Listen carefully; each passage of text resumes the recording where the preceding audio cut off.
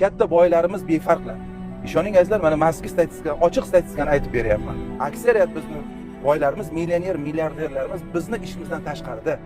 Vaholanki biz qayta murojaat qilyapmiz mana Xo'shtaga. Oddiy elementar Toshkent shahrida oziq-ovqat bazasi kerak deyapmiz-da. Oziq-ovqat bazasi. Sadaqa joriy qilib qo'yib, beringlar shuni deyapmiz. Qolsin sizlarga shu oxiratingiz zaxira bo'lib bitta joy beringlar.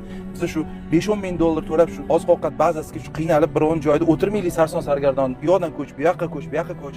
Chunki bizga shaharda bir odamlarga yaqin joyda, qulay joyda, lokatsiyada, yo'l yuzida joy kerak. O'sha odamlar kelib ehson qiladi. Shu yerdan har bitta chiqib ketayotgan guruch bo'ladi, kartoshka bo'ladi, shundan sizlarga sadaqadan ehson boradi deyapmiz. Yo'q, odamlar befarqda. Boshqa viloyatlardan arendaga joy olishga, hamma viloyat bizga shunga ehtiyoj borda. Joy kerak deyapti. Murojaat qilyapmiz. Ko'rishyapti. Mana siz ham ko'rar ekansiz videolarimiz. Nimaga berishmaydi? Mana sizdan hozir so'rasa berarmidingiz? Beramiz. Ommaviy axborot juda tezlashib ketgan, juda ko'payib ketgan. Masalan, men ham bu videolarni ko'rib turib, qaysidir biriga to'xtashim, uni o'zimga olishim uchun qanaqadir vaqt kamlik qiladi-da, hayot tezlashgan. Shu hozir siz aytayotgan narsani skladda beradigan minglab odamlar borligiga men ishonaman.